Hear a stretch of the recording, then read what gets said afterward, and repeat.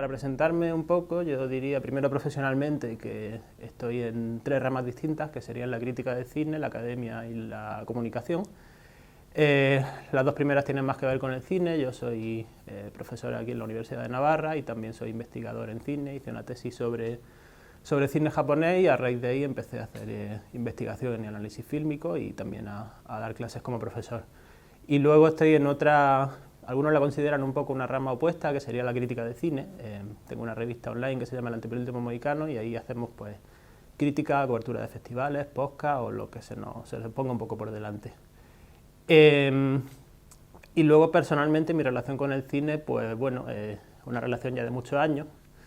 Se me viene a la mente ahora, por ejemplo, una cita de José Luis García, que yo creo que todos los cinéfilos nos identificamos un poco con ella, que es el cine como esa segunda vida o vida de repuesto, y en relación con el cine un poco así. Empezó cuando yo era adolescente, que creo que es cuando más o menos todos empezamos, digamos, a ver que el cine es otra cosa, no simple entretenimiento, sino, por llamarlo así, un arte.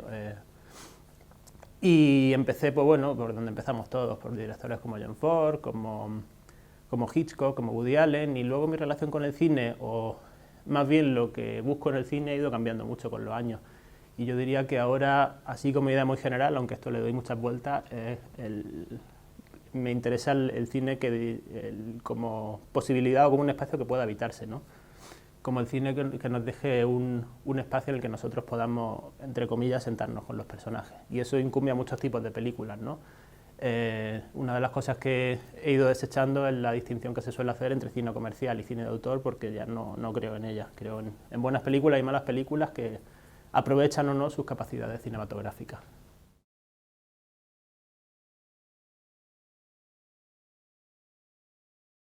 Bueno, lo primero yo diría que hay muchos tipos de segundas partes, porque lo de las segundas partes nunca fueron buenas. Yo creo que en el imaginario colectivo está la idea de la segunda parte de una película que ha tenido un éxito brutal y los productores de pronto se dan cuenta de que hay una beta y sacan la segunda parte para explotarla, digamos, pero también hay segundas partes que estaban planificadas previamente. Quizá el caso más conocido sea El Señor de los Anillos, por ejemplo, para 3 películas que se rodaron a la vez. Y en continuo yo no sé siquiera si tiene el mismo sentido hablar de segunda parte para Las 2 Torres que, por ejemplo, pues para la segunda parte de Psicosis, que por cierto me parece muy buena. Es un ejemplo de segunda parte que, distanciándose mucho del modelo original, sin embargo te saca una buena película, aun cuando su origen es el de ese que digo, de una película que fue un bombazo y quisieron aprovechar el rédito. Entonces la segunda parte y el ejemplo de Psicosis me viene muy bien para esto. Yo creo que dependen de la implicación o de las ganas que les pongan los que están detrás de ellas, ¿no? O sea, hay segundas partes que, aún teniendo ese origen muy ultra comercial, los directores aprovechan la oportunidad, digamos, para volver a explorar ese universo que retoman, dándole pues nuevas aristas o nuevos cambios tonales. Yo tiendo a irme más al cine clásico, pero una segunda parte, que es un caso curiosísimo, es la de Frankenstein del 31, que su segunda parte se llamó La novia de Frankenstein y es una película mucho más personal por parte del director, de James Whale, que era un tipo que quería mucho en mezclar terror con comedia y eso a los grandes estudios no le gustaba tanto, pero a raíz del éxito de Frankenstein le dejaron probar más cosas y le quedó una película, hay quien dice que más redonda que la original, yo no sé si tanto, pero desde luego igualmente buena, ¿no? Y luego están también eso, las segundas partes que no planificadas, las segundas partes planificadas en otro sentido. La saga de Antes del Amanecer, por ejemplo, de Linklater, pues tiene una segunda parte que en este momento no recuerdo si el director pensaba rodar 3 películas separadas en el tiempo con los mismos actores o no, pero que tiene todo el sentido del mundo que lo haga y que está esa idea del cine como testigo del tiempo y el cine que ve cómo los personajes han envejecido y vuelve con ellos. Entonces, claro, la segunda parte engloba muchas cosas diferentes, ¿no? Incluso yo venía pensando también para esta entrevista cómo hay muchas segundas partes. Ahora está un poco la moda de, en vez de hacer reboots de sagas clásicas, se hace una especie de segunda parte que solo tiene en cuenta la película original. O sea, por ejemplo, Halloween, se ha hecho ahora esa idea, se ha tomado la película de Halloween de Carpenter original como la única película, entre comillas, que existe las 7 u 8 que se hicieron, pero digamos que puentea hacia 7 u 8 y se plantea como segunda parte directa de esa. Entonces, es otra modalidad, ¿no? Yo creo que es un universo que admite muchos matices y que, un poco por contestar a la pregunta de si segundas partes fueron buenas o no, pues muchas fueron buenas. Bueno, y ahí tenemos el ejemplo clásico del Padrino 2, ¿no? Pero habría muchos más.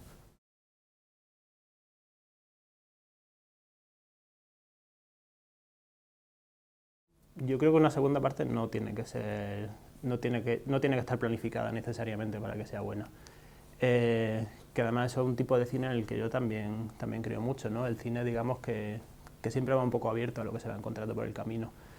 Hay segundas partes que están planificadas desde hace mucho tiempo y no salen buenas. En el blockbuster contemporáneo esto se hace mucho, ya las segundas partes vienen planificadas de antemano, ¿no? Ya, a no ser que la película sea un desastre. Y son segundas partes mucho más conservadoras que segundas partes que a lo mejor se han hecho por pura motivación económica. Ponía antes el ejemplo de la segunda parte de Psicosis, que yo creo que es paradigmático ahí. Que se hizo porque se quería explotar la saga sin ningún tipo de rubor y sin embargo le salió una buena película porque una vez se ha partido de la motivación inicial, lo que se hace con esa motivación inicial puede ir por muchos caminos y si el director aprovecha la ocasión pues para explorar nueva vía expresiva o para llevar la saga por otros lados, le puede quedar algo que esté bien. Yo creo que una norma quizás más fija sea que normalmente en las segundas partes que traten de imitar a la primera, sobre todo si la primera era una cosa muy mítica, no suele salir demasiado bien, pero cuando sobre ese universo buscan crear distintas variaciones tonales sí que salen, así que no, yo creo que no es condición indispensable que la segunda parte sea una cosa planificada.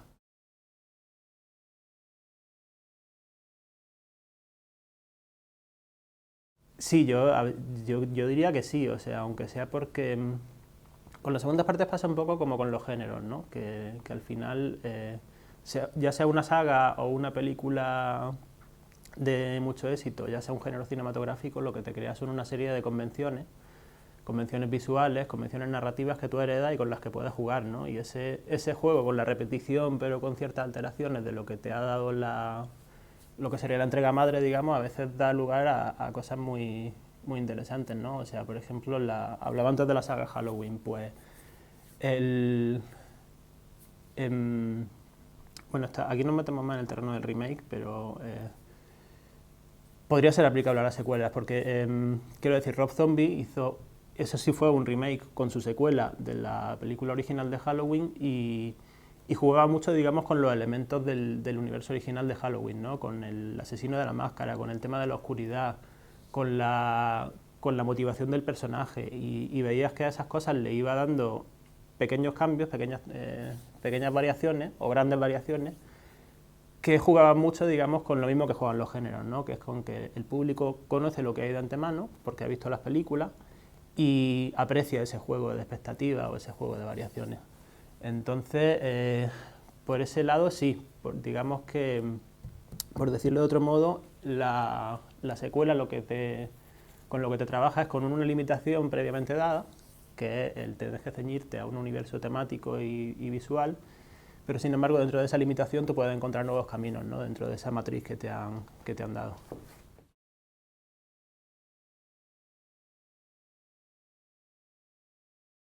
En el cine japonés se da el fenómeno de las segundas partes y se da el fenómeno de las 30º partes, si hace falta. O sea, el cine japonés comercial, hablamos del comercial sobre todo, yo creo que le pasa un poco lo mismo que al cine estadounidense a partir de los años 60, que con los cambios de consumo, los nuevos hábitos culturales del público y tal, el cine entra un poco en crisis y tienen que tratar de buscar espectadores en la sala. Y una de las cosas en las que caen mucho es las secuelas, ¿no? En una película que ha tenido mucho éxito, tratar de repetir la fórmula. Y eso los japoneses lo hacen, yo creo que multiplicado por 10. Por ejemplo, la saga de Godzilla tiene como 30 entregas y se siguen haciendo a día de hoy. Las Kaiju Eika, que son las películas de monstruos como Godzilla, en general, cualquier bicho que los japoneses crearon que tuvo un mínimo de éxito, le sacaron un montón de secuelas. Las películas de Yakuza también tienen un montón de secuelas. Hay sagas que las forman 7, 8 películas, como... se me dio el nombre, Batalla sin honor y humanidad, que creo que tiene 6, una saga que se llama The Yakuza Papers. Y sobre todo, sí, eso, bueno, y el cine de samuráis también, el cine de acción con samuráis.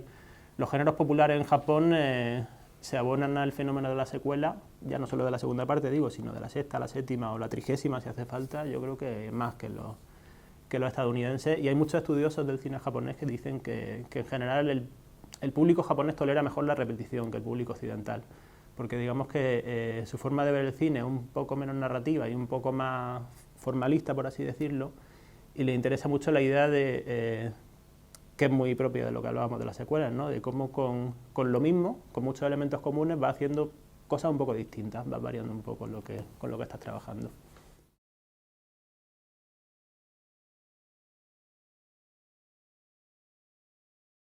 Sobre si una segunda parte arruina una película originalmente buena y la convierte en mala, o si son las secuelas unidades independientes, yo creo que no es una cosa tan sencilla. O sea, en principio lo que te diría es que no, que una película original es un texto fílmico independiente que se defiende por sí solo, pero claro, yo creo que lo hemos visto mucho, por ejemplo, en el caso de Star Wars.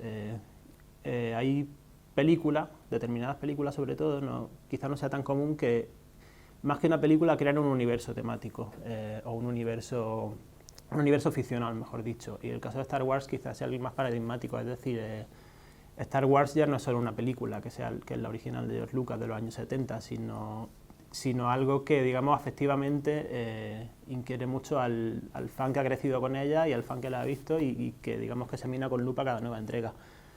Entonces, las películas siguen estando ahí, o sea, la original de Star Wars sigue defendiéndose por sí sola, pero claro, si tú apelas a ese universo temático con los mismos personajes y digamos que les cambia algún aspecto de su idiosincrasia, o sea, pienso muy claramente en la octava entrega de Star Wars, cuando Luke Skywalker tira el sable, que a mucha gente eso le pareció una cosa muy ofensiva porque rompía completamente con el esquema del personaje.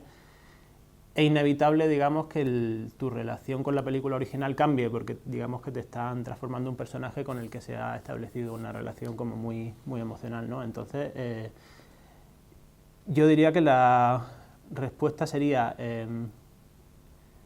cinematográficamente una película original se sostiene por sí sola, pero digamos todo lo que crea a su alrededor narrativamente o temáticamente o afectivamente en la mente del espectador que establece una relación personal con las películas, sí cambian las cosas.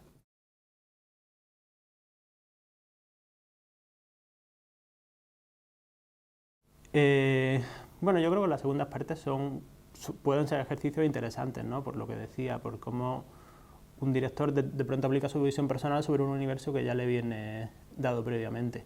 Yo creo que en esa línea son muy interesantes segundas partes y en esto la relación un poco con el fenómeno de los remakes, ¿no? Tanto el remake como las segundas partes que retoman películas originales ya más distantes en el tiempo. O sea, pienso por ejemplo en cómo se pueden relacionar las películas de Star Wars que hablaba de ahora con las de los años 70 o las nuevas películas de Godzilla que salen ahora con las de los años 60. Igual que los remakes, estas segundas partes lo que nos hacen es un ejercicio que puede ser muy bonito de poner a dialogar dos épocas distintas y cómo desde esas dos épocas se ve un mismo universo narrativo, ¿no? Y en ese sentido, incluso sociológicamente podríamos decir, las secuelas son bastante interesantes. Yo personalmente no las desecharía así como por sistema, no diría que las segundas partes son malas y que hay que evitarlas, sino que, bueno, siempre que se hagan las cosas con cierto mimo y con cierto cuidado, no hay nada sagrado, ¿no?